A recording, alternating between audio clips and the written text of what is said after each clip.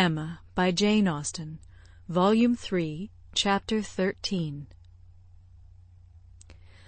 The weather continued much the same all the following morning, and the same loneliness and the same melancholy seemed to reign at Hartfield. But in the afternoon it cleared, the wind changed into a softer quarter, the clouds were carried off, the sun appeared. It was summer again. With all the eagerness which such a transition gives, Emma resolved to be out of doors as soon as possible. Never had the exquisite sight, smell, sensation of nature, tranquil, warm, and brilliant after a storm, been more attractive to her. She longed for the serenity they might gradually introduce, and on Mr. Perry's coming in soon after dinner, with a disengaged hour to give her father, she lost no time ill-hurrying into the shrubbery. There, with spirits freshened and thoughts a little relieved, she had taken a few turns, when she saw Mr. Knightley passing through the garden door, and coming towards her. It was the first intimation of his being returned from London. She had been thinking of him the moment before as unquestionably 16 miles distant. There was time only for the quickest arrangement of mind. She must be collected and calm. In half a minute they were together. The how-d'ye-dos were quiet and constrained on each side. She asked after their mutual friends. They were all well. When had he left them? Only that morning. He must have had a wet ride. Yes. He meant to walk with her, she found. He had just looked into the dining-room, and as he was not wanted there, preferred being out of doors. She thought he neither looked nor spoke cheerfully, and the first possible cause for it, suggested by her fears, was, that he had perhaps been communicating his plans to his brother, and was pained by the manner in which they had been received. They walked together. He was silent. She thought he was often looking at her, and trying for a fuller view of her face than it suited her to give. And this belief produced another dread. Perhaps he wanted to speak to her of his attachment to Harriet. He might be watching for encouragement to begin. She did not, could not feel equal to lead the way to any such subject. He must do it all himself. Yet she could not bear this silence. With him it was most unnatural. She considered, resolved, and, trying to smile, began, "You have some news to hear, now you are come back, that will rather surprise you." "Have I?" said he quietly, and looking at her. "Of what nature?" "Oh, the best nature in the world! A wedding." After waiting a moment, as if to be sure she intended to say no more, he replied, "If you mean Miss Fairfax and Frank Churchill, I have heard that already." "How is it possible?" cried Emma, turning her glowing cheeks towards him; for, while she spoke, it occurred to her that he might have called at Mrs. Goddard's in his way. "I had a few lines on parish business from Mr. Weston this morning, and at the end of them he gave me a brief account of what had happened." Emma was quite relieved, and could presently say, with a little more composure, "You probably have been less surprised than any of us, for you have had your suspicions. I have not forgotten that you once tried to give me a caution. I wish I had attended to it, but," with a sinking voice and a heavy sigh, "I seem to have been doomed to blindness." For a moment or two nothing was said, and she was unsuspicious of having excited any particular interest, till she found her arm drawn within his, and pressed against his heart, and heard him thus saying, in a tone of great sensibility, speaking low, "Time, my dearest Emma, time will heal the wound. Your own excellent sense, your exertions for your father's sake, I know you will not allow yourself." Her arm was pressed again, as he added, in a more broken and subdued accent, the feelings of the warmest friendship, indignation, abominable scoundrel!" And in a louder, steadier tone he concluded with, "He will soon be gone. They will soon be in Yorkshire. I am sorry for her. She deserves a better fate." Emma understood him, and as soon as she could recover from the flutter of pleasure, excited by such tender consideration, replied, "You are very kind, but you are mistaken, and I must set you right. I am not in want of that sort of compassion. My blindness to what was going on led me to act by them in a way that I must always be ashamed of, and I was very foolishly tempted to say and do many things which may well lay me open to unpleasant conjectures. But I have no other reason to regret that I was not in the secret earlier." "Emma!" cried he, looking eagerly at her. "Are you indeed?" But checking himself, "No, no, I understand you. Forgive me. I am pleased that you can say even so much.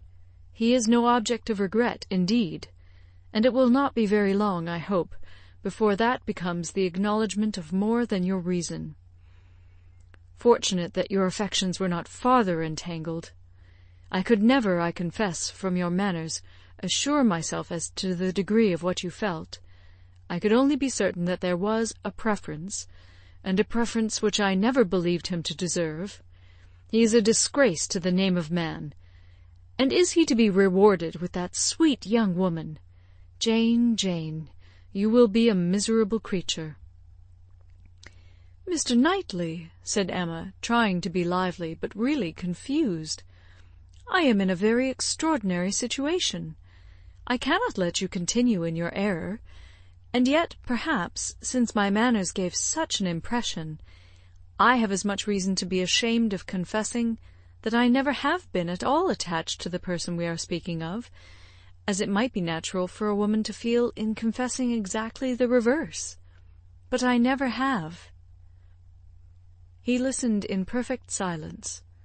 She wished him to speak, but he would not. She supposed she must say more before she were entitled to his clemency, but it was a hard case to be obliged still to lower herself in his opinion. She went on, however. "I have very little to say for my own conduct. I was tempted by his attentions, and allowed myself to appear pleased. An old story, probably, a common case, and no more than has happened to hundreds of my sex before. And yet it may not be the more excusable in one who sets up as I do for understanding. Many circumstances assisted the temptation. He was the son of Mr. Weston, he was continually here, I always found him very pleasant, and, in short, with a sigh, let me swell out the causes ever so ingeniously, they all centre in this at last. My vanity was flattered, and I allowed his attentions. Latterly, however, for some time indeed, I have had no idea of their meaning anything. I thought them a habit, a trick, nothing that called for seriousness on my side. He has imposed on me, but he has not injured me. I have never been attached to him, and now I can tolerably comprehend his behaviour. He never wished to attach me. It was merely a blind to conceal his real situation with another. It was his object to blind all about him, and no one, I am sure, could be more effectually blinded than myself, except that I was not blinded, that it was my good fortune, that, in short, I was somehow or other safe from him." She had hoped for an answer here, for a few words to say that her conduct was at least intelligible, but he was silent, and, as far as she could judge, deep in thought. At last, and tolerably in his usual tone, he said, "I have never had a high opinion of Frank Churchill. I can suppose, however, that I may have underrated him. My acquaintance with him has been but trifling, and even if I had not underrated him hitherto, he may yet turn out well. With such a woman he has a chance. I have no motive for wishing him ill, and for her sake, whose happiness will be involved in his good character and conduct, I shall certainly wish him well." "I have no doubt of their being happy together," said Emma. "I believe them to be very mutually and very sincerely attached." "He is a most fortunate man," returned Mr. Knightley, with energy. "So early in life, at 23, a period when, if a man chooses a wife, he generally chooses ill. At 23 to have drawn such a prize! What years of felicity that man, in all human calculation, has before him! Assured of the love of such a woman, the disinterested love, for Jane Fairfax's character vouches for her disinterestedness. Everything in his favour. Equality of situation, I mean as far as regards society, and all the habits and manners that are important. Equality in every point but one, and that one, since the purity of her heart is not to be doubted, such as must increase his felicity, for it will be his to bestow the only advantages she wants. A man would always wish to give a woman a better home than the one he takes her from, and he who can do it, where there is no doubt of her regard, must, I think, be the happiest of mortals. Frank Churchill is, indeed, the favourite of fortune. Everything turns out for his good. He meets with a young woman at a watering place, gains her affection, cannot even weary her by negligent treatment, and had he and all his family sought round the world for a perfect wife for him, they could not have found her superior. His aunt is in the way. His aunt dies. He has only to speak. His friends are eager to promote his happiness. He had used everybody ill, and they are all delighted to forgive him.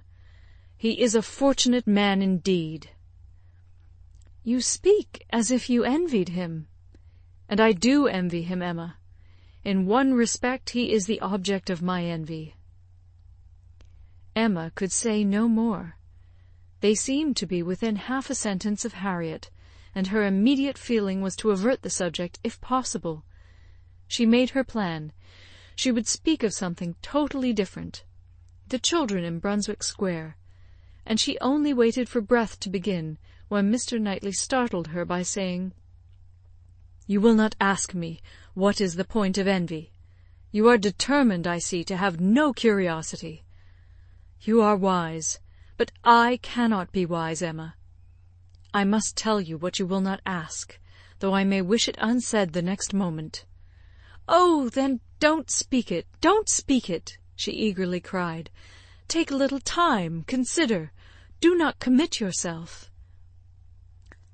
"Thank you," said he, in an accent of deep mortification, and not another syllable followed. Emma could not bear to give him pain. He was wishing to confide in her, perhaps to consult her. Cost her what it would, she would listen. She might assist his resolution, or reconcile him to it. She might give just praise to Harriet, or, by representing to him his own independence, relieve him from that state of indecision which must be more intolerable than any alternative to such a mind as his. They had reached the house. "You are going in, I suppose?" said he. "No," replied Emma, quite confirmed by the depressed manner in which he still spoke. "I should like to take another turn. Mr. Perry is not gone." And, after proceeding a few steps, she added, "I stopped you ungraciously just now, Mr. Knightley, and I am afraid gave you pain. But if you have any wish to speak openly to me as a friend, or to ask my opinion of anything that you may have in contemplation, as a friend indeed you may command me. I will hear whatever you like. I will tell you exactly what I think." "As a friend," repeated Mr. Knightley. "Emma, that I fear is a word. No, I have no wish. Stay. Yes, why should I hesitate? I have gone too far already for concealment. Emma, I accept your offer. Extraordinary as it may seem, I accept it, and refer myself to you as a friend. Tell me, then, have I no chance of ever succeeding?" He stopped in his earnestness to look the question, and the expression of his eyes overpowered her. "My dearest Emma," said he, "for dearest you will always be, whatever the event of this hour's conversation, my dearest, most beloved Emma, tell me at once. Say no if it is to be said." She could really say nothing. "You are silent," he cried with great animation. "Absolutely silent. At present I ask no more." Emma was almost ready to sink under the agitation of this moment. The dread of being awakened from the happiest dream was perhaps the most prominent feeling. "I cannot make speeches, Emma," he soon resumed, and in a tone of such sincere, decided, intelligible tenderness as was tolerably convincing. "If I loved you less, I might be able to talk about it more. But you know what I am. You hear nothing but truth from me. I have blamed you and lectured you, and you have borne it as no other woman in England would have borne it. Bear with the truths I would tell you now, dearest Emma, as well as you have borne with them. The manner, perhaps, may have as little to recommend them. God knows I have been a very indifferent lover. But you understand me. Yes, you see, you understand my feelings, and will return them if you can. At present I ask only to hear, once to hear your voice." While he spoke, Emma's mind was most busy, and, with all the wonderful velocity of thought, had been able, and yet without losing a word, to catch and comprehend the exact truth of the whole, to see that Harriet's hopes had been entirely groundless, a mistake, a delusion, as complete a delusion as any of her own, that Harriet was nothing, that she was everything herself, that what she had been saying relative to Harriet had been all taken as the language of her own feelings, and that her agitation, her doubts, her reluctance, her discouragement, had been all received as discouragement from herself. And not only was there time for these convictions with all their glow of attendant happiness, there was time also to rejoice that Harriet's secret had not escaped her, and to resolve that it need not and should not. It was all the service she could now render her poor friend; for as to any of that heroism of sentiment which might have prompted her to entreat him to transfer his affection from herself to Harriet, as infinitely the most worthy of the two, or even the more simple sublimity of resolving to refuse him at once and for ever, without vouchsafing any motive, because he could not marry them both, Emma had it not. She felt for Harriet with pain and with contrition, but no flight of generosity run mad, opposing all that could be probable or reasonable, entered her brain. She had led her friend astray, and it would be a reproach to her for ever, but her judgment was as strong as her feelings, and as strong as it had ever been before, in reprobating any such alliance for him as most unequal and degrading. Her way was clear, though not quite smooth. She spoke then on being so entreated. What did she say? Just what she ought, of course. A lady always does. She said enough to show there need not be despair, and to invite him to say more himself. He had despaired at one period. He had received such an injunction to caution and silence as for the time crushed every hope. She had begun by refusing to hear him. The change had perhaps been somewhat sudden. Her proposal of taking another turn, her renewing the conversation which she had just put an end to, might be a little extraordinary. She felt its inconsistency, but Mr. Knightley was so obliging as to put up with it, and seek no farther explanation. Seldom, very seldom, does complete truth belong to any human disclosure. Seldom can it happen that something is not a little disguised, or a little mistaken. But where, as in this case, though the conduct is mistaken, the feelings are not, it may not be very material. Mr. Knightley could not impute to Emma a more relenting heart than she possessed, or a heart more disposed to accept of his. He had, in fact, been wholly unsuspicious of his own influence. He had followed her into the shrubbery with no idea of trying it. He had come, in his anxiety to see how she bore Frank Churchill's engagement, with no selfish view, no view at all but of endeavouring, if she allowed him an opening, to soothe or to counsel her. The rest had been the work of the moment, the immediate effect of what he heard on his feelings. The delightful assurance of her total indifference towards Frank Churchill, of her having a heart completely disengaged from him, had given birth to the hope that, in time, he might gain her affection himself. But it had been no present hope. He had only, in the momentary conquest of eagerness over judgment, aspired to be told that she did not forbid his attempt to attach her. The superior hopes which gradually opened were so much the more enchanting.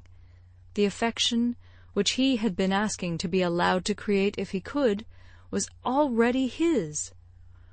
Within half an hour he had passed from a thoroughly distressed state of mind to something so like perfect happiness that it could bear no other name.